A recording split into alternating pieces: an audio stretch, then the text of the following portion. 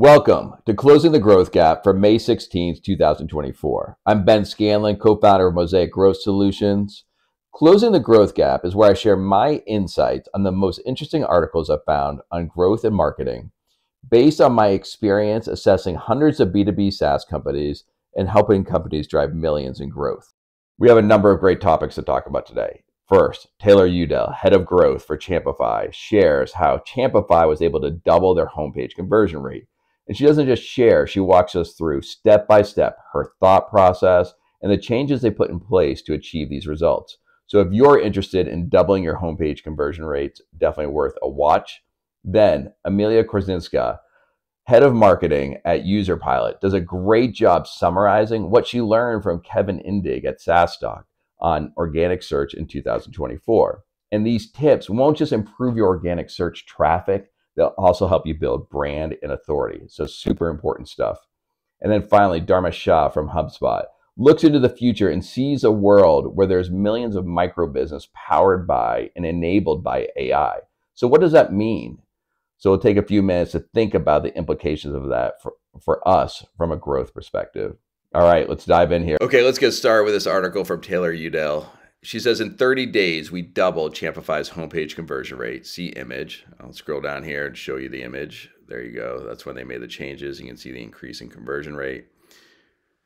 How we updated our strategy to reflect how people went to buy software. And here are 4 key changes we made. And she provides some background. And what I love about this, and you know, anyone who's watched my videos knows I'm a sucker for this, is that she actually provides the detail about how they made these changes. Here's what the marketing journey on my latest software evaluation looked like.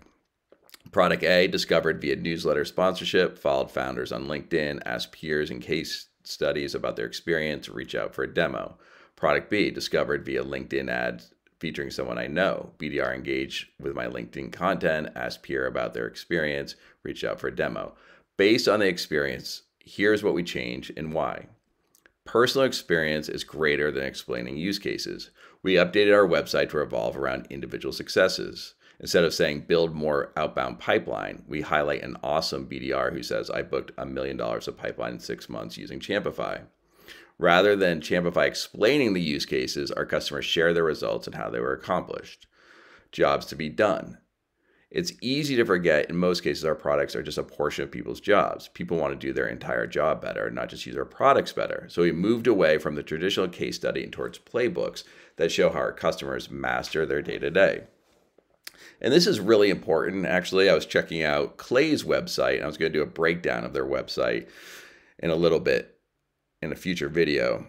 But the thing about their website was a little bit hard to comprehend. And I know what they do, and I'm familiar with the product and very familiar with the space. But the thing that really spoke to me, the thing that really highlighted what they're capable of doing was their templates. And so these jobs to be done, it's really critical because it brings to reality what it's capable of. And so it's interesting to see that they made a similar switch and then create content worth coming back for. And of course, I think everyone's familiar with this, the idea of creating value-worthy content, but it's interesting to see that they actually specifically pursued this. And so these are our takeaways. Show, don't tell. Every software category is competitive. Trust in vendors has eroded. People are looking to peers for advice. Your champions will sell your solution better than you can, so put them at the forefront of your GTM strategy. And so I think this highlights a number of great points. Trust in vendors has eroded. So what can you do to build that trust with your prospects? This is super important. I think all the research that I've shared recently in my videos shows how people are buying defensively. They're concerned about risk. And so trust is the antidote to that. That's the solution for people who are concerned about risk, which is everyone. These decisions in B2B software have major impact both on the individual and their career prospects, but also on the business. So it weighs heavily upon them. So trust is a critical component here. So what can we do to build trust? And then people are looking to peers for advice. And this is another thing that really speaks to me, is because of the importance of word of mouth, the importance of peer relationships and making software decisions. all the research shows that word of mouth and looking to peers for advice is the place everyone starts. That's how they build out their set of solutions they're going to consider. And so focusing on this is really important. And if you can put people who look like their peers in front of them, maybe that's an effective way to drive improved conversion rates. And then your champions will sell your solution better than you can. Another thing I'm a big fan of, which is the idea of finding evangelists, people who are going to speak for you, people who have trusted relationships and are speaking on your behalf, is really powerful. And so, like I said, here is the chart that she shared with the date, April 11th, where they actually made their changes.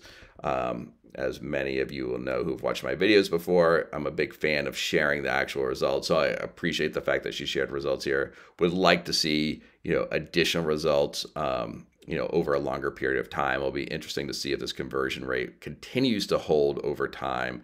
And then the other thing is, what's the impact down the funnel? And so making sure ultimately we're trying to drive incremental revenue. So making sure that the increased conversion rates, the down funnel conversion rates, maintain where they were before, the same level of efficiency of where they were before.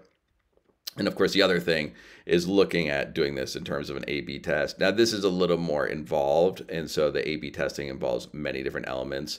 There's probably an opportunity to do some sort of A/B testing around this, but still, looking at the data, sharing the data is really critical.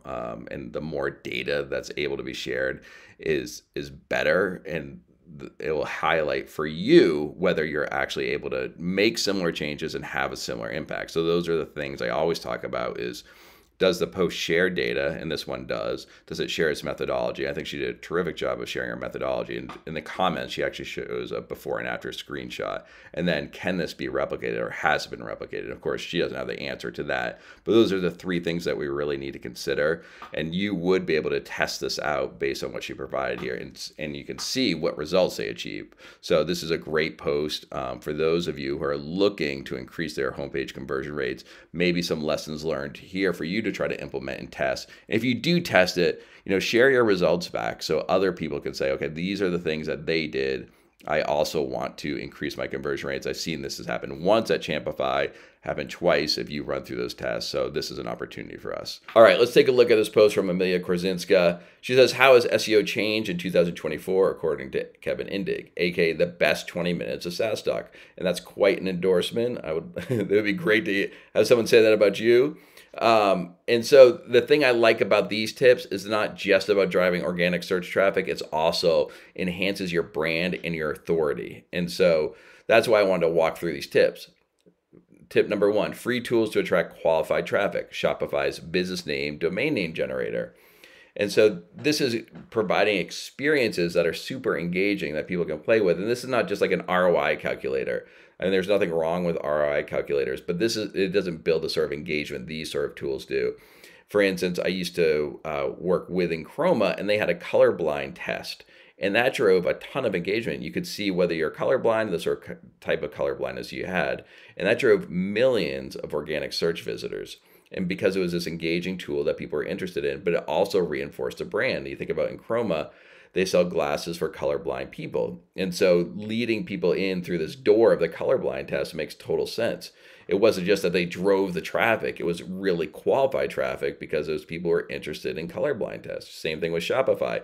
People are interested in selling online, creating a business to sell online. So they're thinking about their business name or domain name. Data journalism is the new PR. Don't build links and use PR just for product launches. Attract tons of links and referral traffic by publishing novel insights from first-party data. And this is something I always hammer home with our clients, is you have a wealth of information within your system that's unique and highlights what your product does.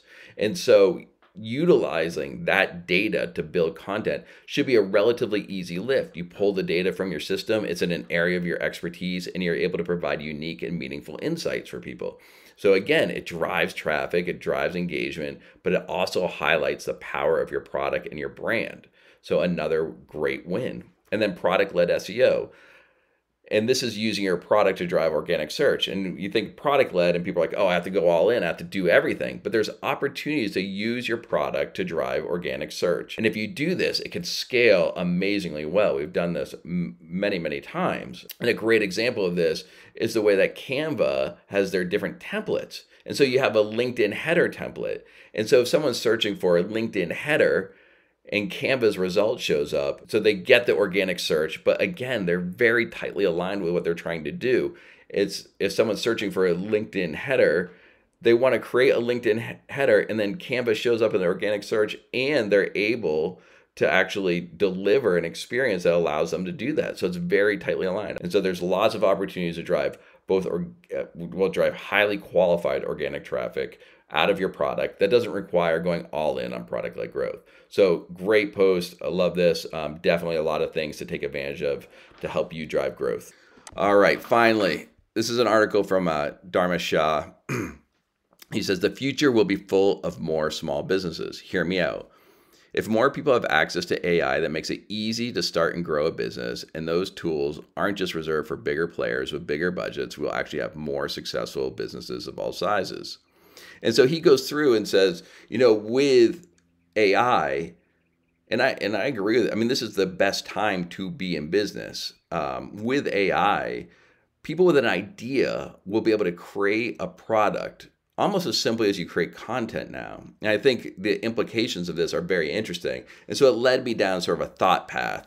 First off, if you think about someone with a really compelling business case and are now able to enable that, how do they distribute it? How do they sell it? Is it an app store for businesses? And you're talking about, and I've shared this before, basically a one-to-one software solution for people. So the example I used before was for a winemaker, and the person said, you could be able to have a CRM solution specifically for that winemaker. And so, but how would you actually sell that? How would you distribute that as this goes? Right now, we know we go to HubSpot, but if you have individual one-to-one solutions, how do you determine and find those solutions? And then the other thing about this, though, is if it's easy enough, will we even need those businesses? And so if you think about it, if the winemaker is actually able to say, go to ChatGPT or whatever the equivalent is and say, hey, give me a CRM, code for me a CRM for my winemaking business, and here's my high-level requirements, and it's able to do that effectively,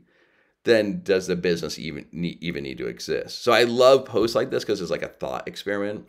But we, as marketers and people focus on growth, the thing that we need to be focused on is what is our end users trying to accomplish. And so that was true before the internet. We should have been focusing on what the end user is trying to accomplish. And it's true with the internet. We make it easier for them. We make it easier for them to accomplish their goals. And it's going to be the same thing from an AI perspective.